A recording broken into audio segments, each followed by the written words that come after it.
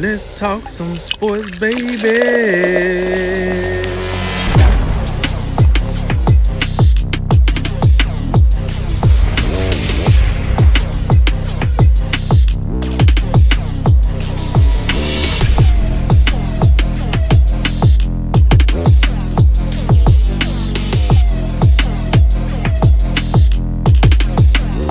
And remember, make tomorrow better than today and make today better than yesterday. And you know what we gonna do. We gonna holler at you until next time, baby. Welcome to A Drink of Wisdom with Jay Wise and Nathan Drinkard. I'm your host, Cody Ward. Thank you for spending some of your time with us tonight. As a reminder to all our listeners, besides being on all your favorite podcast platforms, A Drink of Wisdom is also on YouTube with each show segment available. Head on over, and if you like what you hear, we'd appreciate your subscription. What's going on, guys? You know, a lot to get into today. Big weekend. A lot of stuff going on. Yeah, big weekend. Finally, I feel like it's been a minute since we did a Tuesday show. Let's go do it. Mm-hmm. Let's talk some sports, baby. You know what it is. Before we get too far, I want to say Happy Veterans Day to everybody. Tomorrow is Veterans Day, so we won't get back on the air until after Veterans Day has passed. Happy Marine Corps birthday for all my fellow Marines out there. I'm sorry, Jay. I know how you feel about that, but I had to slide that in right quick. So you know what it is. Pull up a seat. We got to speak. Let's roll, baby. All right, on episode 14, to a best Kyler, the Jets are besting no one, and we recap the weekend in college football. We'll go ahead and start tonight with a look at the shocking outcome of Sunday Night Football. The New Orleans Saints hit the road and fired the cannons all over Raymond James Stadium, defeating the Bucs 38-3. The loss was one of the worst in franchise history for the Bucs, who simply never got going in the game. Drew Brees and company, with the service of Michael Thomas once again, were able to move up and down the field, while the defense picked off Brady 3 times. The Saints improved to 6-2. They've won 5 straight and are in the driver's seat for the NFC South, while the Bucs fall to 6-3 and must quickly right the ship to stay competitive in the NFC playoff race. So, Jay, who on the Bucs is most to blame for such a magnificent meltdown? First of all, I just want to say you're right on the money with how you worded this. I think the word is shocking. I was telling Drink this earlier. There aren't many results that shock me. I get surprised from time to time, but there's not a whole lot of results shock me. But I do think this is one of those rare instances where I think if you're watching this game and you compare it to maybe how you thought it might go, I don't think anyone would have been surprised if the Saints won this game. But to do it in such a fashion is somewhat shocking in my opinion. And if you're looking at who's to blame, I would say first and foremost, before you even look at the Bucs, is you look at the New Orleans Saints and the type of performance they came and put together. I mean, you look at all 3 phases. I think they were absolutely outstanding. This is the type of game that makes you think about making a Super Bowl run. My preseason pick to make it to the Super Bowl out of the NFC, and particularly the defense that they were able to play, just completely smothering the Bucs offense, not allowing them to do anything. In the first half, Saints run up a 31-0 score, and again, it was effectively over. But you look at, some of I thought the Saints on both sides, they dominated the line of scrimmage. You look at Cameron Jordan and Trey Hendrickson beating some of these Bucs offensive linemen, making Tom Brady uncomfortable, not allowing some of these receivers in this vertical game to get downfield. And then you look at Marshawn Lattimore, some of the work he was able to do against Mike Evans. Although I guess, depending on if you listen to Bruce Arians, was he open? Maybe he was open. Maybe he didn't have time to give him the ball. But when you look at, on the other hand, when you look at the Tampa Bay Buccaneers and you look at who's to blame, well, I don't think you look at any one individual and say put it all on those guys. But you do. I mean, it's got to start with your coach and your quarterback. I think you have to start there. First and foremost with Tom Brady. Drink asked me this earlier. Do I think Brady's washed? I don't think Brady's washed. I don't think we can say that based off one game, because especially considering how hot he was coming into this game. But when you reach a particular age, I think you become susceptible to these type of performances, particularly against a team the Saints are a Super Bowl caliber team.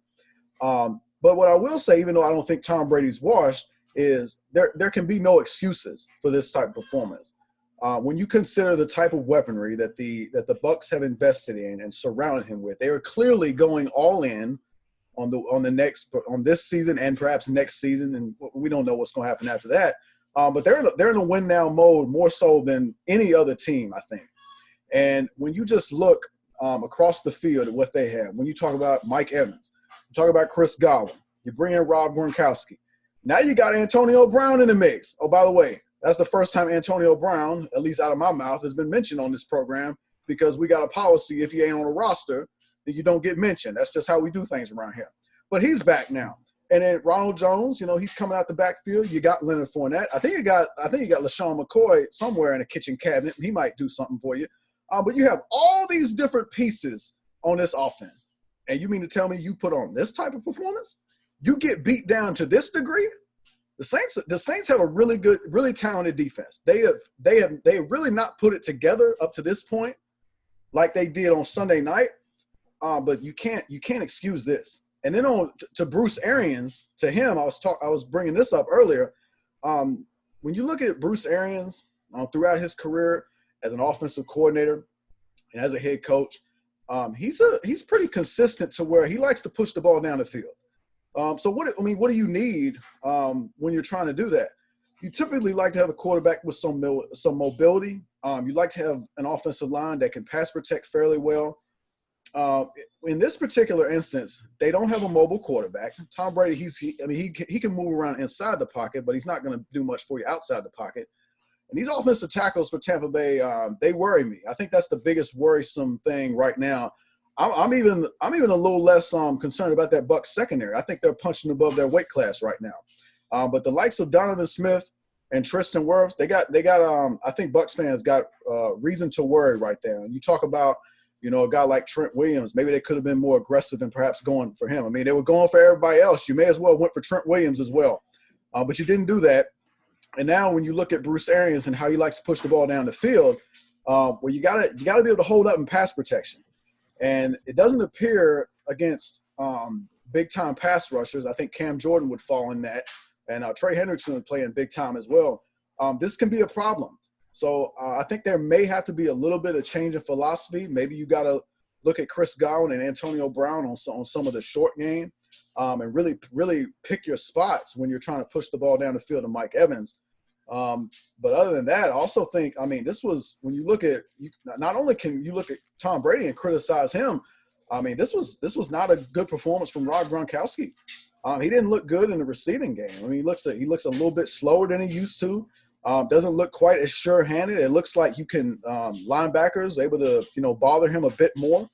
So I got to be concerned about that. But I just want to go back to the Saints real quick and just speak to their offense. I think I still have some concerns about Drew Brees, and it is primarily the arm strength. I think we still got to I still think it remains to be seen if Drew Brees can make enough plays down the field to take this team all the way. But when Michael Thomas is back, and that's a huge deal. And I think Michael Thomas, you can make the argument that he's the most valuable receiver in football. You plug Michael Thomas back in there, and you see how quickly things change for this offense. It makes Emmanuel Sanders. You see him being a little bit more available. Now you got Jared Cook. You got Adam Troutman. Who even knew who he was? Taysom Hill coming in doing his thing, and of course we know what Alvin Kamara is going to do. But it really opens up the offense. They're still going to rely on the short game primarily and running the ball. But absolutely a textbook performance. The biggest reason for the Bucs, this magnificent meltdown and beatdown, was just a flawless performance by the New Orleans Saints. All right, so I dug in a little bit on this game, and because I knew you was going to ask this question about the blame. And basically what I came up with when it came up to the blame is, so I had to work so hard, I made this pie chart, right? So, all right, this pie chart might be a little complicated, but just follow with me. I'll try to explain it. So, let me put it in there so you can get it up. There we go. So in this pie chart, right, I had to make 2 pies, right? I can see it now. We need a little contrast, that white on white. It's hard to see. I think we get what you're getting at. I think we get it. It looks like 200s. All right. So There you go. There we go. Yes, indeed. So I got my 2 pie charts. The top is Tom Brady. That's how much blame he gets for his performance. And then you got the bottom here, the rest of the Bucs, right? And that's how much blame they get, right? Here's the deal. All right. I try to be respectful. That's all I came out with. I don't know what that was we seen Sunday night. That wasn't Sunday night football. At best case scenario, that was Wednesday night MAC football. That's what that was. The Saints came to play. The Bucs clearly did not. And, for everything that Jay said, I do agree with most. But here's the deal. Even this dude is the GOAT. He is the GOAT, right? This was the equivalent of going to see Michael Jordan with the Wizards and he only scored you 2 points. It's just like, what are we doing? Tom Brady was awful. And then that first possession, he had, and I'm going to repeat this, he had Mike Evans, Chris Godwin, Antonio Brown, and Gronk. In the backfield, he had Ronald Jones. Now, the offensive line left much to be desired. But with all that said, you telling me you the GOAT and you couldn't find anyone when it got hot, you couldn't dump it off to anyone? Oh, you couldn't run the ball a little more? And listen, to Jay's point, right? He made this point to me earlier. He said, well, do you think it's the Arians offense that's, kind of throwing Tom off? Possibly, yes. But at the end of the day, when you're Tom Brady and you shook up the whole NFL world by signing with the Bucs, guess what comes with that? The same juice that LeBron pulled when he went to the Lakers. Listen, you don't sign the GOAT, and then the GOAT just going to sit here and just let some bull crap go. So if Bruce Arians' offense is bothering Tom Brady, guess what Tom Brady can do? Hey, listen, this is how we're going to do it. We're going to bring things up a little bit. We're going to have to bring it up a little bit. And then once we get settled in the mid-game, then we can start chucking it down the field. What's the point of bringing in Tom Brady just for him to struggle in your offense? Who does that help? It don't help Tom Brady. It don't help the Bucs franchise. It don't help Bruce Arians. It doesn't help Byron Leftwich. Who the hell does that help? Not one, nobody. So somebody got to figure out something. Either Bruce Arians going to peel that onion back and say, do your thing, Tom, or Tom just going to keep flapping around. But somebody got to figure this out. Somebody got to figure it out. Now, the Bucs defense. Damn. Man. I don't know. I think they was probably thrown off like, damn, the Saints are really good. These dudes, they can really play. Did y'all have Michael Thomas in week 1? Yeah, for like 3 plays. Oh, we can tell y'all got him tonight. He's doing his job tonight. Whoa. Is that Emmanuel Sanders? Look, like the Bucs defense to me was just, I thought they seen how the offense was playing and they was like, you know what? If the offense is going to take the night off, so are we. Hey, we're going to pull the LSU. We're going to start playing the Thanksgiving. Like, this is what we're going to do. You know what I'm saying? Because ain't no way you can get mad at us when the GOAT and Gronk and all these guys over here on offense and they can't move the ball 20 yards. It's 3-0 after 3-0 after 3-0. Shoot, you could trade me to the Jaguars for this mess. But here's the thing, right? I thought the linebackers played pretty good. Just like Jay said, you got a secondary that's probably punching, above their weight class, and I agree with that. But at the end of the day, I got to know. I need to know what happened. It's more to this story, all right? This might be a series on Netflix, Unsolved Mysteries, but I need to know what happened, all right? Because how do they offense get that awful in a week or 2 weeks? Did you see how bad they look? It was almost as somebody kidnapped one of Tom Brady's kids and said, hey, you're going to throw this game or it's done. You know what I'm saying? Like, it was awful. It was almost staged. It was so awful. That was bad. missed field goals, like there was just, I don't know. How many times did the Bucs even get into the red zone? Well, yeah, to that point, to just speak how awful the Tampa Bay offense was in that first half particularly, they had 7 drives in that first half. Only one was more than 3 plays. You got 4 3-and-outs, then a pick, then your one decent drive, which was 8 plays. You turn it over on downs, and then another pick. It really doesn't get much worse than that. Yeah, and seeing that come from Tom Brady is the biggest shock, right? Coming from a Tom Brady team with this much talent. I heard all this year about, Tom Brady finally got some talent. You're going to see what he got. Oh, the New England wasn't that talented last year. That's why he left. Okay. Well, to be continued, because I damn sure didn't see it on Sunday night. I didn't see it. And now, let me make sure I give some kudos to the Saints, because I don't want to just beat up on Tom Brady and like the Saints was chopped liver. Here's the deal. I said this before the show Friday. I felt that Drew Brees was starting to build his relationship with Emmanuel Sanders. At the same time, he get the ultimate security blanket in Michael Thomas. Then, in this game, what I saw was, with Michael Thomas being back, I think everything from the line of scrimmage to 30 yards out is all Michael Thomas. Like, you have to worry about Michael Thomas in that area, like a 30-yard radius, which allows a player like Emmanuel Sanders, players like Traquan Smith, it allows them to shoot down the field.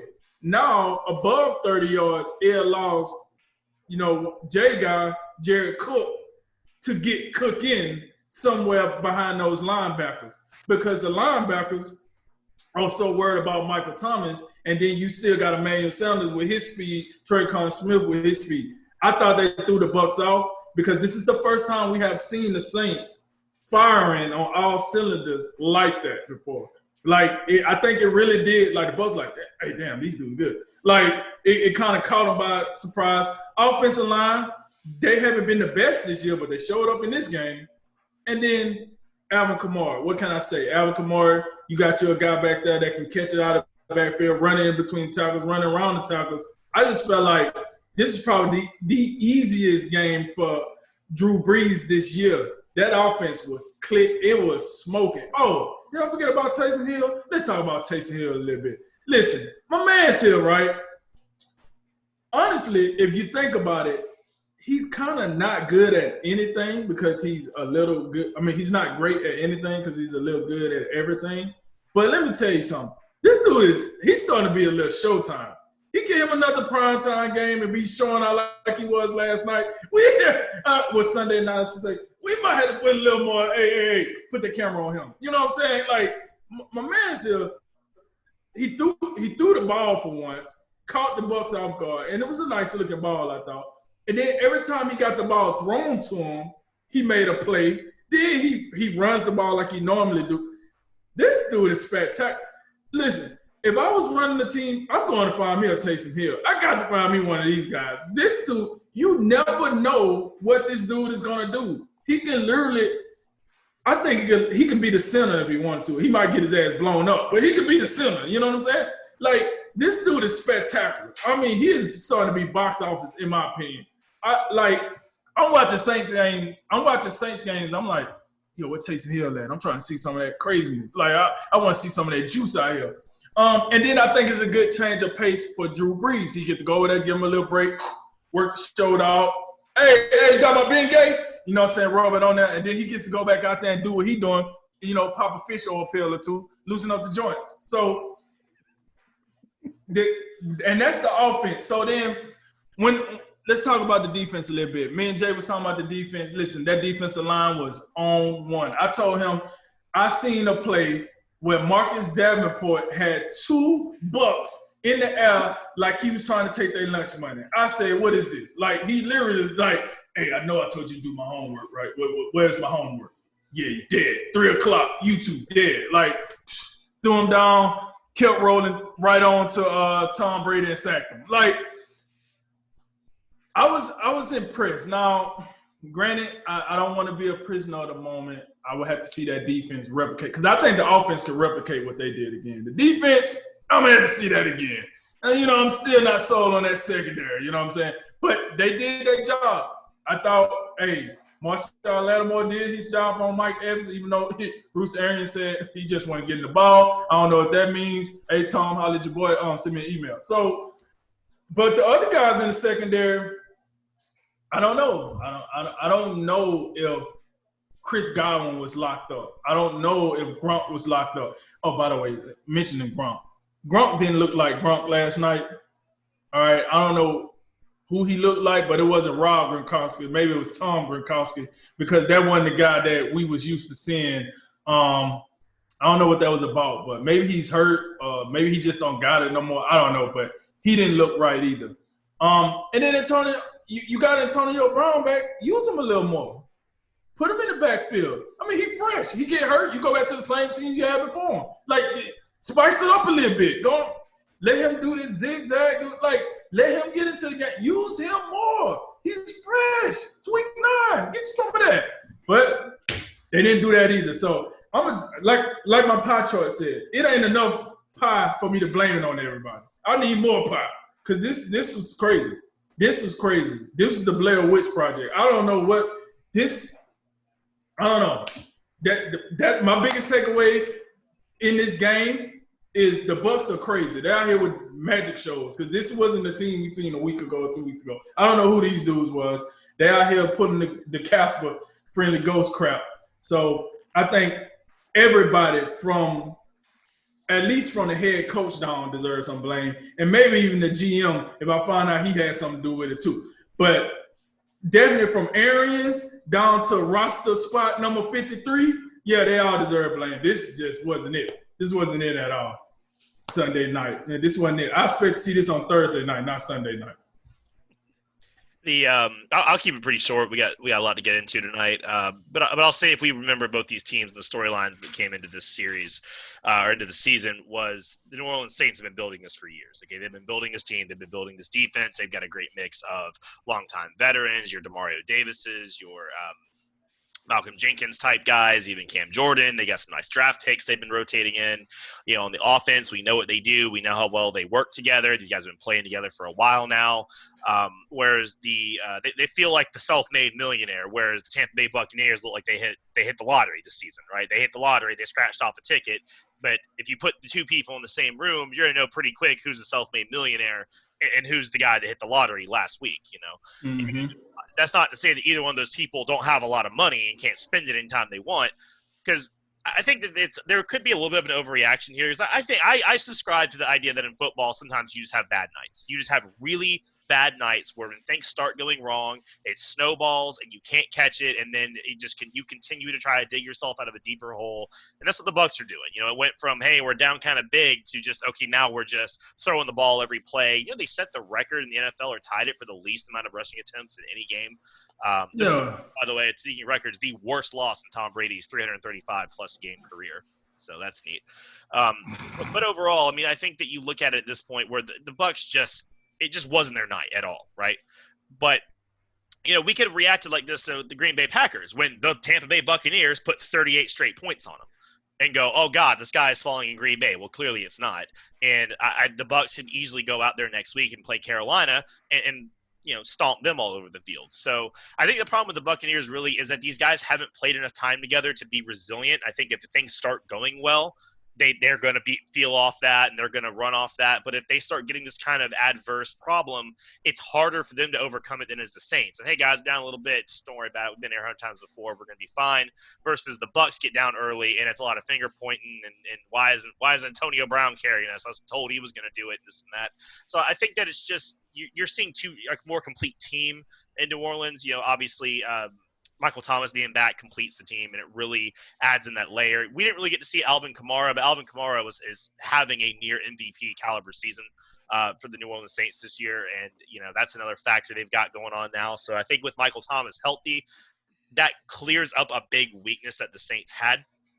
And I think just for the Bucs, they're going to have to just learn how to, you know, be able to be a little more resilient in the face of adversity. You know, a couple things don't go your way. You got plenty of weapons. You got plenty of players, but you know, your team's young on one side of the ball. On the other side of the ball, they're just this big bunch of dudes that don't really have a lot of time together. And that's going to be hard. They're going to have to figure out how to overcome that, and have to figure it out soon, because now they are back in the thick of what's probably the wild card race. And don't look now, but Arizona's around your tail, and a couple other teams around your tail. So Arizona.